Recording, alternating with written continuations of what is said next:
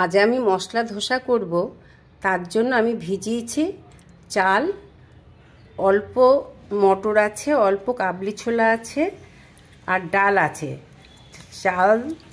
চালটা একটু বেশি আছে, 2 মুঠোর মতন চাল দিয়েছি আর অল্প অল্প করে কাবলি ছোলা, মটর, এমনি ডাল আছে।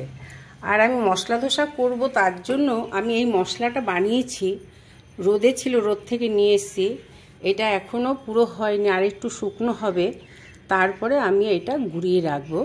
এই মশলা দিয়েই আমি করব। এর মধ্যে টমেটো আছে, আদা আছে, জিরে, ধনে, নুন সব কিছুই আছে। এই মশলাটা দিয়েই করব। সামান্য একটু মানে হাফ চামচের মতন একটু মিষ্টি দেব আর সামান্য একটু নুন দেবো। নুন এর মধ্যে দেওয়া আছে, একটু কমই দেওয়া আছে, তাই একটু নুন দেব। আমি যে ধোসা করব এর মধ্যে মশলাটাও দিয়ে দিয়েছিলাম, মশলাটাও একসাথে পেস্ট করে নিয়েছি। মশলা ধোসা যে করব এটা রেডি হয়ে গেছে। আর এর সাথে সাদা আলু ফোড়ন করব। এর সাথে সাদা আলু ফোড়ন দিয়ে খেতে খুব ভালো লাগবে, হলুদ পড়বে না। কড়া বসিয়ে দিয়েছি।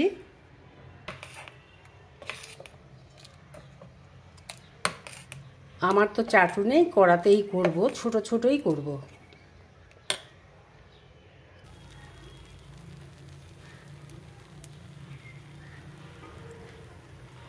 কড়া বসিয়ে দিয়েছি, আলু ফোড়ন করব। একটা লঙ্কা দিলাম আর একটু 5 ফোড়ন।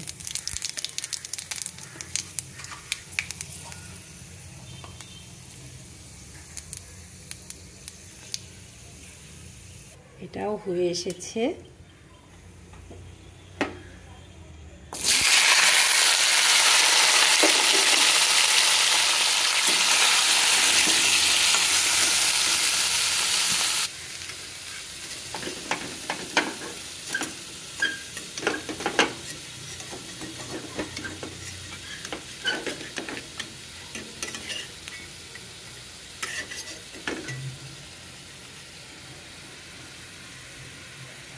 এটা 2টো লঙ্কা দিয়ে দিলাম। আর এটাও হয়ে এসেছে। ওই পিঠটা অল্প করব।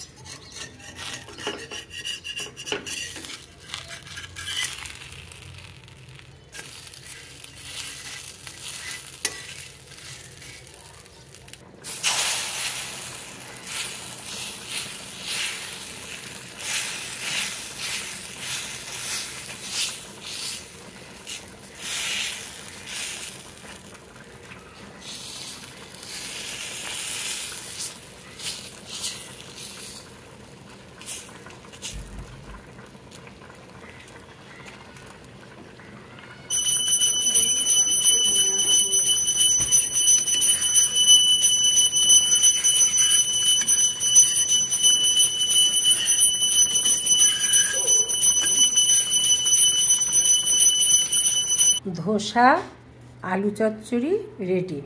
এটা সাদা আলু চচ্চড়ি হচ্ছে, সাদা আলু চচ্চড়ি দিয়েই কিন্তু ভালো লাগে খেতে।